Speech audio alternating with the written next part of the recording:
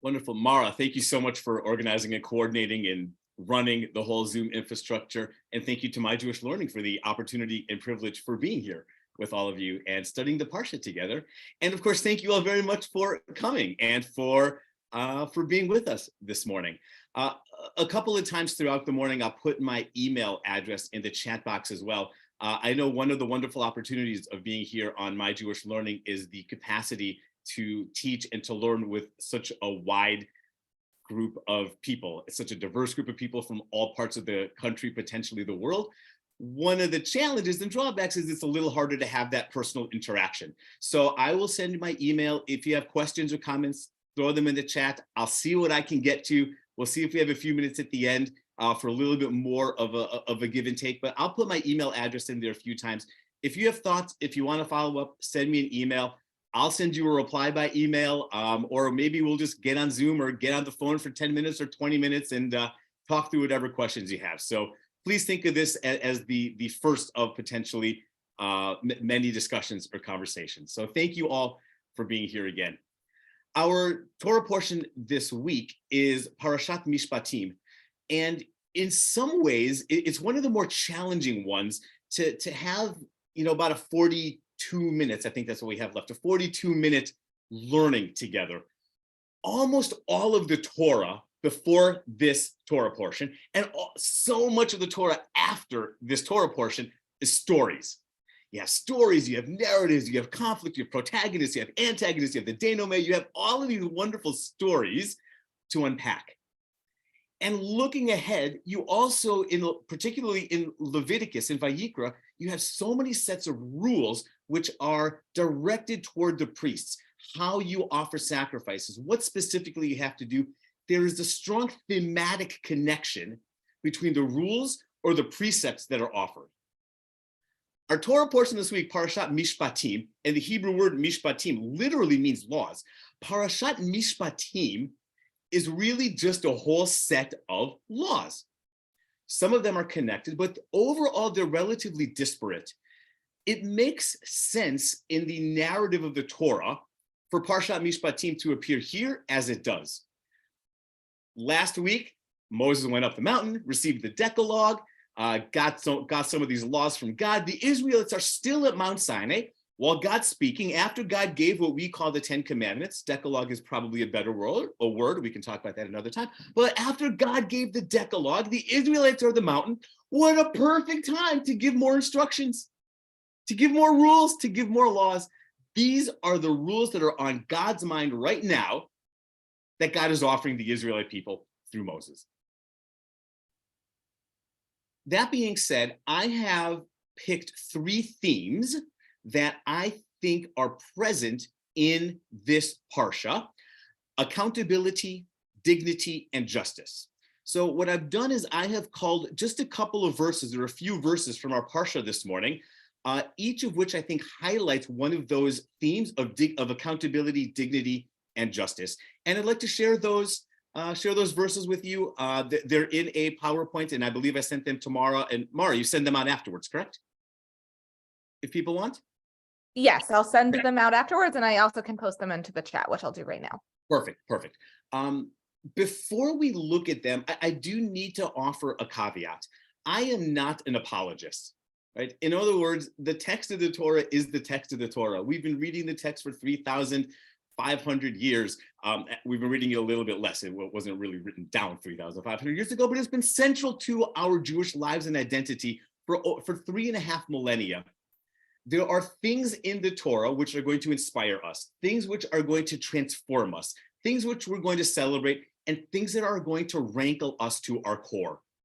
And I'm not an apologist. I don't simply want to say, oh, it's okay, it's okay.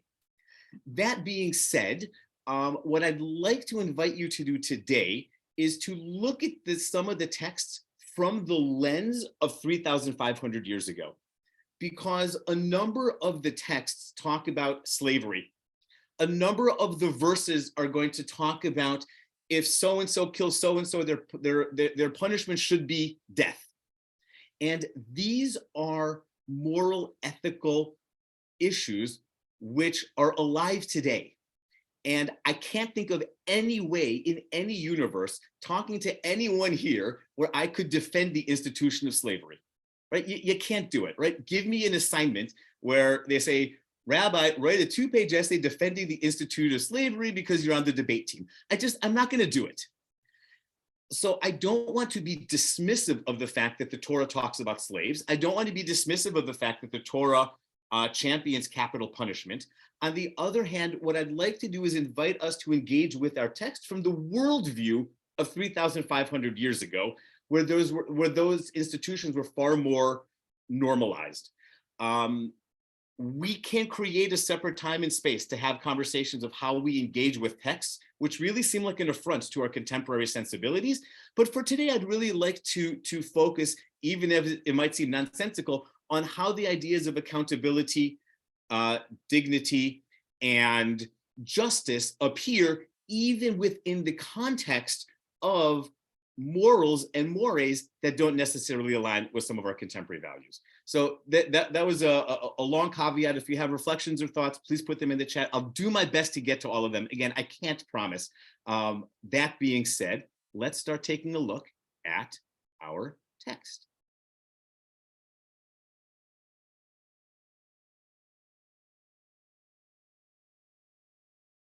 All right, so for accountability, there are two texts that I want us to study. The first is Exodus 22, verses 1-2.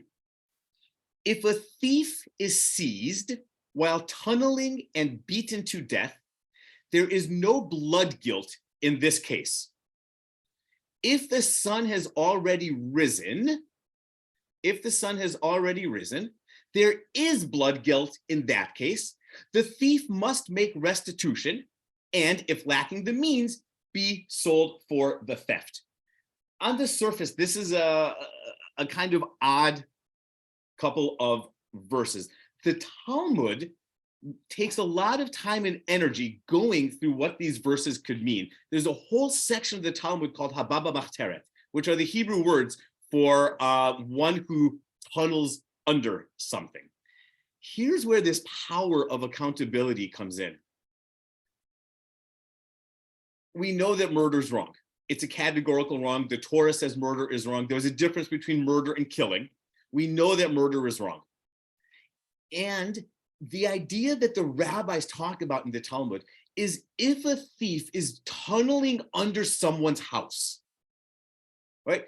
And you happen to be home, right? So you're home, you're sitting on your couch, you're watching a Packers game, which probably wasn't happening a few thousand years ago, but you're sitting on your couch, you're watching a Packers game, you're talking with a friend about what's going to happen with Aaron Rodgers, right? You're doing this, and all of a sudden someone breaks into your house. There's a level where the rabbis are going to say, to some degree, you are in that moment exempt from the prohibition against taking another person's life, right? And it's not that you can go on a kind of spree anywhere, but rather in that moment, you are feeling petrified.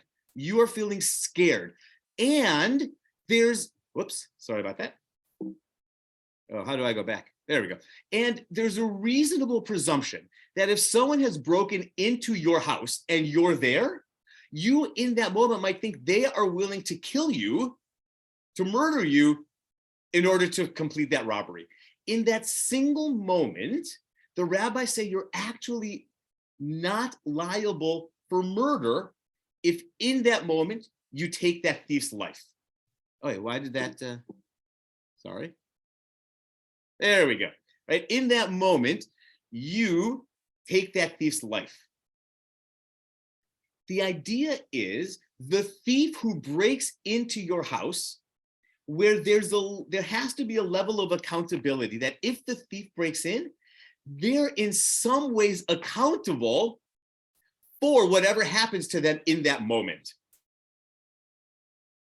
It's a kind of radical thought of accountability, right? Because we tend to think that if I do something to you, you are accountable for your response, right? If I push you and then you hit me, you're accountable for hitting me. And the rabbis are saying, hold on, I cannot simply abrogate my responsibility in our altercation if I'm the one who's initiating something and putting you in a threatening position.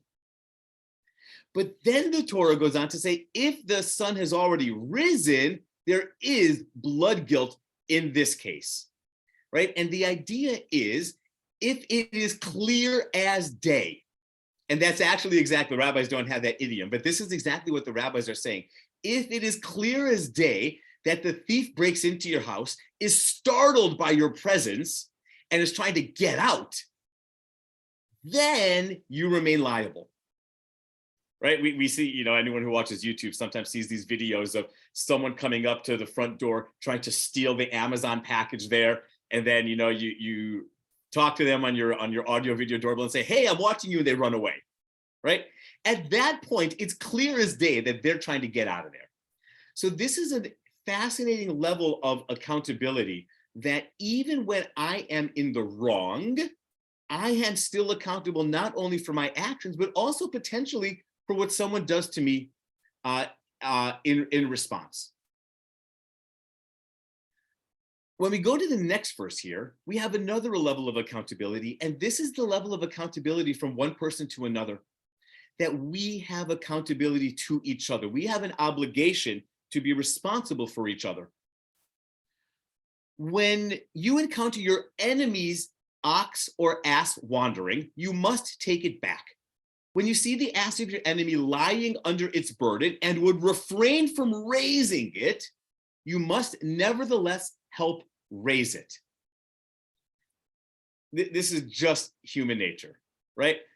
You're driving down the highway, someone cuts you off, you're upset, you're annoyed, you're angry. A little bit later, you see a cop goes and pulls them over, you feel vindicated, right? You feel great. They got what they deserve. When we're upset with someone, when we're resentful towards someone, when we're angry at someone, we kind of want them to get their comeuppance, right? Oh, you're my neighbor. You've been a jerk to me for the past 10 years. Your ox is wandering and lost. Good for you. Good. You deserve to lose your ox. If it's our neighbor, if it's our friend, we're going to do anything and everything we can to return that ox. But no, the Torah says, I don't care, God says, if it's your best friend or your worst enemy. If they've lost an ox, if it's wandering, or their donkey, go return it. Not only that, if you're walking down the street and you see your enemy's donkey has fallen under, this donkeys carry a load and it's fallen down. It's pretty hard to lift a donkey up by yourself. I've never tried it. I don't know if anyone else has ever tried it. I can't imagine it's easy to raise a donkey by yourself, even if it's your enemy. The person you revile the most, we still have an obligation to help them up. Partly this is a commentary on treating animals well, right? Why should the animals suffer? Because you and I are in a fight. But there's a level of accountability that we have one toward the other. There's a teaching called Yisrael Arevim Zabazah, that every Jew, I like to say every person is accountable to one another and is responsible for one another, right? Doesn't mean we have to be best friends. It doesn't mean that we have to go out of our way to help each other 24/7, but we still have a measure of accountability. I see a couple of quick notes in the chat. If the Israelites were slaves in Egypt, isn't that the basis for everything? Just wondering why that is okay to talk about. We tell the story every Passover. So Steve, certainly when it comes to slavery, the Hebrew language is much more developed now than it was 3,000 years ago. If you learn about 500 Hebrew words, you'll be able to read about 90% of the Torah. The lexicon in the Torah times is far, far, far narrower. So the same word slave is used both to represent the enslavement of the Israelites and the slaves that we're talking about here. So when we use the same English word, it's nonsensical. How on earth can you be slaves in Egypt and then have the institution of slavery here? To me, the idea of slavery here is more like indentured servitude, that if someone comes under financial hardship, they can work for you, you have to pay them, and you have to treat them well. So even though it's the same Hebrew word slave, the institutions are far different. I wonder, Nina suggests, I wonder if there's more to be said regarding accountability, dignity, and justice, precisely when the issues are more fraught as with slavery and capital punishment, it's much easier to be righteous when the behavior is so egregious, and there's more global slavery now than ever, yet we shy from judging because of issues around religion, race, and culture. Thank you for that paradigm. Yes, I'm with you. When something is a clear moral right or wrong, it's a lot easier. It's certainly a lot easier to take a deep stand. And I just want to echo what Nina is saying, that slavery is not a biblical institution, right? It's easy to stand up and say slavery in the Bible was wrong, but slavery exists today, and our imperative continues today, just as it was before. Right, other people are sharing thoughts that they had from religious school, from learning before. Right, returning a lost animal. It's a nice callback to Noah. Thank you. Yeah, that these are all positive messages. Mark is suggesting, yes, this is about loving kindness for your enemy. Even if you dislike the person, we still have to treat them with a measure of respect. Joel asked a question about Orthodox and Reform and denominations. I don't want to shy away from this one. I think it's going to take us down a bit of a pivot. So Joel, if you'd like, I'll pop my email here again. And please feel free to email me, and we can try to dialogue by email. I can also get on the phone or on Zoom with you. We can talk a little bit more. Or if somebody else wants to follow up, I can get a Zoom with a whole bunch of people. All right, dignity. I put up at the top our rights of slaves, because I just wanted to be cognizant that when you're talking about dignity in this parsha and slavery is mentioned, there is a bit of a cognitive dissonance, but there's still real dignity inherent within our parsha. One example is from something that will not seem like dignity in any way whatsoever, which is if you take your neighbor's garment in pledge, right? In other words, you're going to provide a service for me, right? That I'm holding as collateral your garment. You must return it before the sun sets. It is the only available clothing. It's what covers the skin. In what else shall your neighbor sleep? Therefore, if that person cries out to me, I will pay heed, for I am compassionate. Right? You're coming to paint my house. I'm coming to paint your house. So as collateral, I'm going to hold on to your garment, right? Even if you don't do the work painting my house, even if you don't do the work, I still have to return the garment, because what else are you going to sleep in? There's a level of human dignity here, right? There's just a level of human dignity. We cannot let a person freeze outside because they stiffed us on some cash. Right? We can't do it. Every person has inherent dignity. And in the face of monetary payment or a person's dignity, we center the dignity. The next verse is going to be even a little bit more stark. At first, it has nothing to do with dignity. When any party steals an ox or a sheep and slaughters it or sells it, that person shall pay 5 oxen for the ox and 4 sheep for the sheep. On the surface, this makes all the sense in the world. Ox are more valuable than sheep. So if I steal an ox, I have to give you 5. And if I steal a sheep, I have to give 4. What on earth does this have to do with dignity? The rabbis have a fascinating commentary about this, right? And it doesn't necessarily stand the test of logic, but it highlights the value of human dignity. The rabbis say, wait a moment. Shouldn't you pay back the same number of animals in remuneration, regardless of the animals? Right? Even if an ox is more valuable, the cost of an ox is more than a sheep. If I do something, I owe 5 ox and 5 sheep, or 4 ox and 4 sheep. Why the distinction in number? And then the rabbis say, if you're going to steal an ox, the only way to do it is to, tie a noose around it, tie a rope around it, and lead it away. You're not going to carry an ox, right? The only way to steal the ox is to open up the gate, to tie a rope around it, and to lead it away, and the ox will follow. If you're going to steal a sheep, however, that's not a very effective method, right? You don't want to tie a rope around the sheep and start pulling it, because the sheep's going to resist, and then you could just be dragging it and dragging it, right? The best way to steal a sheep, they didn't have the phrase that the fire persons carry back then, would be to use the fire persons carry. You take the sheep, put it around your neck. Maybe you tie its legs together, you hold the legs of the sheep, and then you run. That's going to be a far more efficient way to try to escape with the sheep than trying to drag it. And so the rabbis say, if you're escaping with a sheep, you're running down the street with this sheep bouncing on your shoulders. It's humiliating. It's indignifying. You're demeaning yourself by running like that with a sheep. And so part of the reason that you're supposed to pay 5 animals in remuneration is for the cost of the animal, the punitive damages, and because you're essentially buying back your dignity. But in the case of your sheep, you've already bought back you've already spent your dignity by carrying it away, right? So it's doesn't really pass the logic test, but the idea here is human dignity has inherent value. In the case of Exodus 21:37, it's the value of a sheep, but human dignity has inherent value in all points and at all times. It is also harder labor to carry a sheep than it is to lead a willing ox. That is certainly true. Thank you, Jack.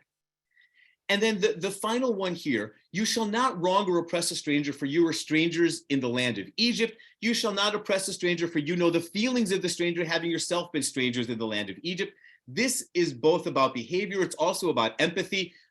Someone mentioned the Pesach Seder before. This is the central theme to the Seder. In fact, this injunction appears in the Torah more than any other injunction. This injunction that you shall not wrong or oppress a stranger if you were strangers in the land of Egypt appears in the Torah 36 times. For the mathematicians in the room, you'll quickly figure out that 36 is twice 18. And for the Hebrew linguists in the room, you'll remember that 18 is the Hebrew numerical value of chai, and the word chai means life. And the idea here is that when you oppress a stranger, you are not just demeaning their life, you're also demeaning your own. It's indignifying to be cruel to someone else, right? I teach 8th grade Jewish studies here at the community day school. And one of the things you talk about is how we talk with each other, how we behave toward one another, the idea of bullying, right? And we often, as we should, center our conversations on the impact that this hurtful language and behavior has on the victim.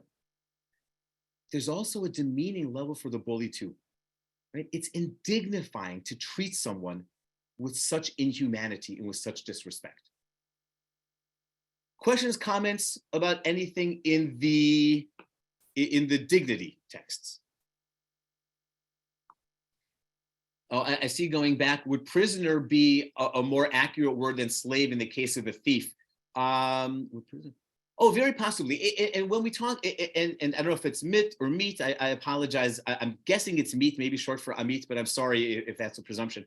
The laws about how we treat a slave in Parashat Mishpatim is in a different place in the Parsha from the case of the thief. So we could try to make an analogy between the two, but they're actually in separate parts of the text. Betsy, reminder that we all belong to each other as human beings. If we ostracize someone else, exactly, Betsy. Thank you. You said that so much more beautifully and so much more succinctly than I did. Thank you. Told to us on how we treat women. Again, that's a great reflection. And for the moment, I'm going to go back to what I said earlier, which is the societal values in the times of the Torah in many ways don't align and in many ways are an affront to our values today. And I don't want to apologize for them. I don't want to simply explain them away and say, oh, that was just then, who really cares? On the other hand, I also want to recognize the context of the Torah, which is, it was a long time ago. Rabbi Dr. Judith Helpman, specifically regarding women, actually posits the thesis that Judaism has always been progressive regarding the role and the rights of women in its time, and that we actually have a mandate because of that to be progressive regarding women in our day today.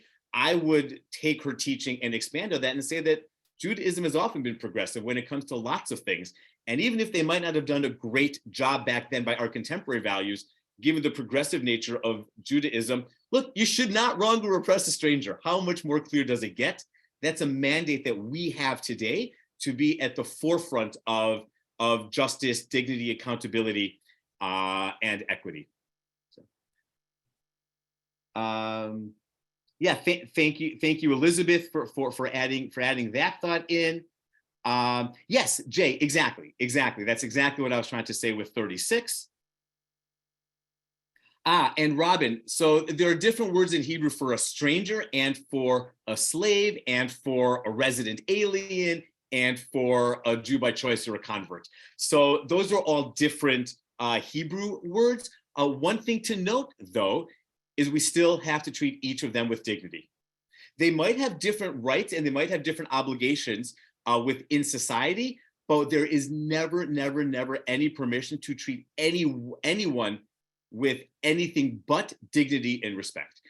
Whether we suggest that the laws of the Torah convey that dignity and respect, that's a modern conversation. But the principle is undeniably clear. If you are an Israelite, if you're a convert, if you are a resident alien, if you're just someone passing by or a stranger, we still have to treat them with dignity. So, thank you for all of these comments.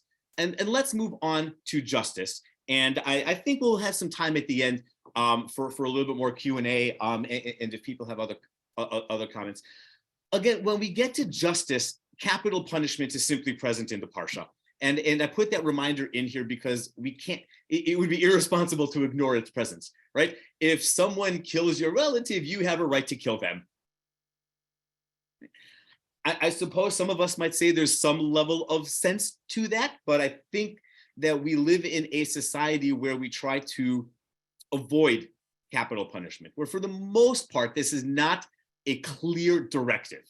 That is the consequence. Indeed, the rabbis of the Talmud wrestled with this very conversation about whether or not capital punishment should ever be applied. They talk about whether or not it's an effective deterrent, right? There's a conversation the rabbis of the Talmud were having 2,000 years ago, whether capital punishment is an effective deterrent. And then there's ultimately a teaching that a court that executes one person every 70 years or even every 700 years is considered an unjust court. So the presence of capital punishment is there. And from the biblical perspective, there is a biblical justice that exists. But I also certainly don't want to suggest that capital punishment is just in our days. It is certainly a longer conversation, but I also didn't want to ignore it. All right, justice. We've heard this before. Exodus 21, 23 to 25. We hear it all the time in modern language, quid pro quo, tit for tat, right? Karma. We hear all these different manifestations of what's here in Exodus 21, 23 to 25. But if other damage ensues, the penalty shall be life for life, eye for eye, tooth for tooth, hand for hand, foot for foot, burn for burn, wound for wound, bruise for bruise. Whatever you do to me, I get to do to you. It often feels kind of good, doesn't it? Right? Live for revenge. Right? We think about this, but almost universally, the rabbis denounce this as literal. Almost universally, to a T, the rabbis suggest there is no way that this could be taken literally. Alexi, you've jumped ahead and I love it. You see exactly where I'm going. Thank you for putting that in the chat. And here's why. I have to imagine that there are some people on this Zoom room who make their living either in small part or in full through use of their hands. Maybe you're a musician, maybe you're a carpenter, maybe you deliver groceries, right? I have to imagine there are some people on this chat, in this Zoom, who make their living in small part or in full by use of their hands. I'm a rabbi. I do other things too. I love playing sports with my kids. I love doing other kinds of things. If I were to lose a hand, it would not be easy. I don't know what effect that would have on me physically, emotionally, mentally, spiritually, professionally. But the majority of what I do, I could still do. I could still teach right now. It might take me a little bit longer to respond in the chat to somebody, right? But I would still make my parnasa. I would still make my living. So if a professional musician cuts off my hand, it's not really just for me to cut off their hand. This is something the rabbis talk about, right? Because the value of a hand to me is not small, but the value of the hand to the professional musician is greater. Here's another example they talk about. Let's just say that I don't have the capacity to see, right? That my eyes don't work. And you poke out one of my eyes. It wouldn't be just for me to poke out one of your eyes. Or if you poke out both of my eyes, how is there justice? You're taking someone who can't see and you're physically injuring them. And in response, I'm blinding someone who otherwise could see. The rabbis say the idea that this is literal justice. Whatever is done to you, you get to do to somebody else. The rabbis say cannot be literal for that exact reason. And so what the rabbis suggest here is it's not that if you knock out my tooth, I get to knock out your tooth. I'm actually reminded of a Yiddish insult, which is, may you lose all of your teeth but one, and may you have a toothache, right? I mean, the value of one tooth to you is going to be different from one tooth to me if I have my full set of teeth. This tooth here, really, it's a fake tooth. It was from a sledding accident when I was a sophomore in high school. That's its own other story. But the value of this tooth is far less to me than the value of this tooth to you, presuming it's a healthy tooth, right? So they say that this cannot be literal, eye for eye, tooth for tooth, hand for hand, foot for foot, burn for burn. So what they say is, if you knock out my tooth or injure my eye or cut off my hand, we need to find the fair value of that to me, and that's what you owe me, right? In other words, the value of a hand might be different for me than it is for you. The value of a tooth might be different for you than it is for me. And so if you knock out my tooth, we have to find the fair value of that tooth for me, and that's what you owe me. That's what tooth for tooth is. I remember, when was this? I don't know, maybe 8 years ago, 10 years ago. It just so happened I was rear-ended twice in a month. No big deal, not a problem at all. Everything was fine. A little damage to the bumper. I kind of said to the second person, you got pretty lucky because the first person's already got to pay for me to get a new bumper. You did no more damage, right? So the value of the damage to my bumper to me from the second person was pretty negligible. It didn't really matter. It was a little inconvenient. We had to pull by the side of the road. Everybody was fine. They were only going a few miles an hour. There was another small dent in my car. What did I care? It was going to be replaced anyway. Right? So this is what the rabbis talk about when they talk about hand for hand, foot for foot, tooth for tooth. Let me take a quick scan at the comments before we go to the final text here. Yep, Alexi, we already saw your wonderful comment there, the prescient comment. I thought it was because people used to be vengeful. Oh yes, vengeance is absolutely part of the Torah's world, Elizabeth. Vengeance is absolutely part of the Torah's world. And this is a great way to help redirect a person's call for vengeance, right? Again, the Torah, in this parsha says, if you kill so-and-so, I have the right to kill you. That is an act of vengeance, which is sanctioned by the Torah 3,000 years ago.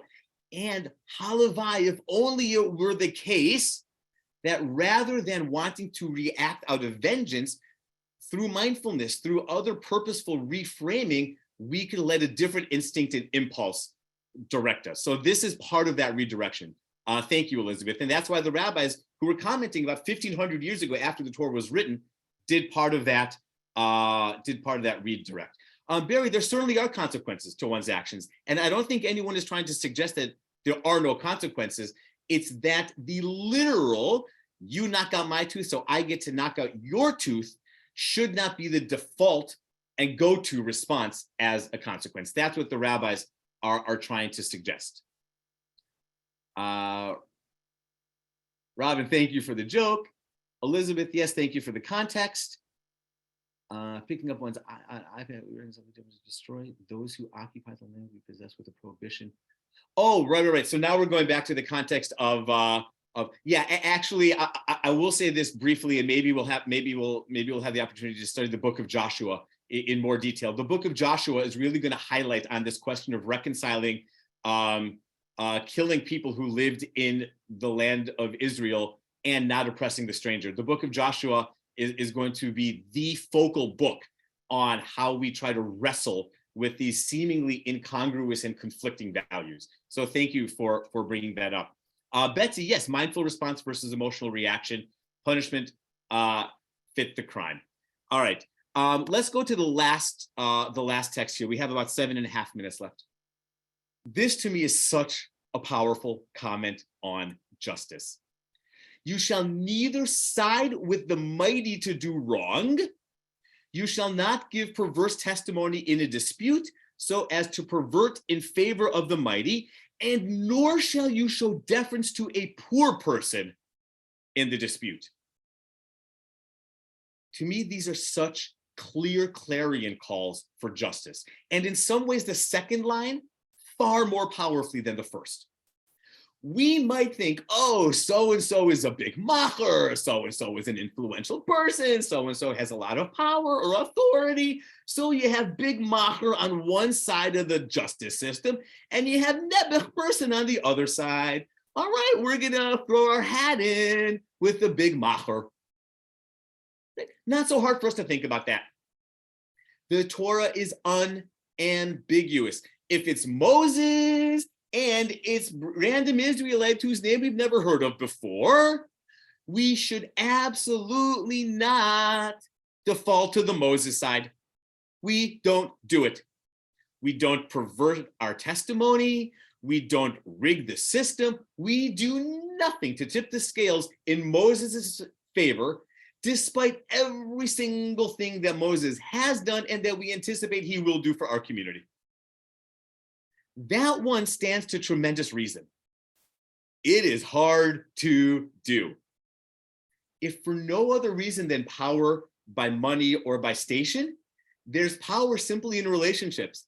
There are some people we simply like better than others. If one of the people on the sides is our best friend, our sibling, our child, our parent, it is human nature for us to sway as much as we can to lean that way. By the way, that's why people have to recuse themselves from certain cases, right? Because we get the human nature, right? So despite all of the power that's going to draw us to one side, we have to avoid that in a legal dispute. Right? This is something that we've heard before. This is not a new teaching, but this is something from the Torah from 3,500 years ago. You cannot give any preferential treatment to anyone who has any form of power. Now the second line, and I see a couple of comments in here already, like Sue is asking, how do we defer to a poor person in a dispute? We'll get there, right? We see Scott talking about justice being blind, right? You may not show deference to a poor person in dispute. Let's just say I am suing the richest person in this country for $21.14. I believe they took something from me for $21.14. I take them to small claims court. Presumably, if they're the richest person in this country, we're not going to end up having to get to small claims court, but take the hypothetical for a moment, right? Now, it is known that I have fallen on hard times. I am doing what I can to pull myself up. I am trying to get jobs. I'm trying to scrape by. I've lost my house. My kids and I are now not in a very good place where we're living. $21.14 might be a week of food for my kids and me. And it might be $21 more than I have in my pocket right now. So I sue this wealthy person. The evidence really isn't there. I can't really prove it. It's also human nature to say, look, all right, Moishe, Rabbi Steigmann doesn't quite have all the evidence in his favor. It's a kind of close call. I really shouldn't rule in his favor, but look, $21 for this guy and his two kids. Forget Rabbi, his two kids. The $21 is so important. It means nothing to this billionaire. So I'm going to be a little bit leaning toward the rabbi side. I'm going to look for any reason to find in his favor because we know how much that 21 bucks is going to help him. That's human nature too. We would expect a system to do its best to help those who need the most help. In the case of justice, though, there is an equity for everyone there. It doesn't matter your name, your title, your position, your power, your money, your station, on one extreme or the other, right? You might be the least affluent person. You might have the worst scruples of everyone in your town. When it comes to justice, though, there is an equity before the law. And this is a principle that in theory carries through our legal system today. I know there are a lot of conversations, and there need to be a lot more conversations about how well we are implementing in practice, what successes we've had, and where we are still falling way short. But this principle of justice comes from the Torah, that when it comes to justice, there is blindness before the law. The Torah talks in great detail, and the rabbis talk in great detail about the interplay between justice and compassion, right? Because sometimes you want to defer to compassion, sometimes to justice. But when it comes to justice itself, then the Torah is quite clear. I think we have about another minute or so, so let me pull to a couple of the comments. In terms of good sportspersonship, look, everyone should be treated fairly. Actually, I wrote the curriculum for Ramah Sports Academy, which opened a few years ago, which really centered on good sportsmanship. So I think it's Barry and Debbie. If you want to follow up with me, I'm happy to share a little bit more some of the findings and teachings. I just posted my email in the chat again. Do not lie except to save your life. Yeah, there's a teaching that pikuach nefesh, saving a life, supersedes all commandments. It actually supersedes all commandments, but 3. But we'll get there at another time. Eye for eye meant no greater than the eye. Yes, another example of justice. You poke out my eye, I need fair value, which means you can't give me less than the value of my eye, but neither should you pay more value than my eye. Deborah talks about losing freedoms. That's certainly present within in the Torah as well.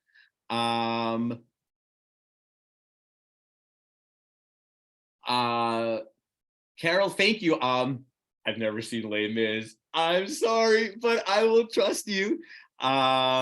Equity and equality, Jack. Yes, thank you. They have different implications, connotations, and uses. I wasn't trying to converge the two and say that they're the exact same thing. I think that our parsha really touches on both of those.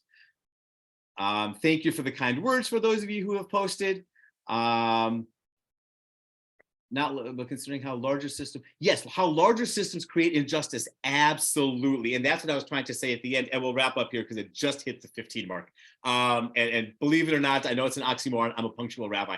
But yes, the idea that justice isn't just about the individuals who are at play, but also the system in play. And I think the Torah is trying to talk both about the individuals and also that there's a systemic obligation as well. And that's certainly a further conversation about where we are, what we're doing well, and where we are falling short.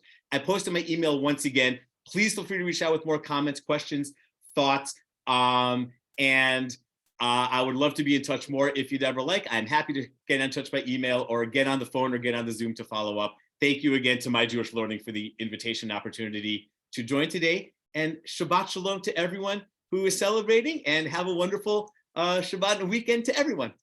Thank you so much, Rabbi. Shabbat Shalom, everyone. Hope to see you next week.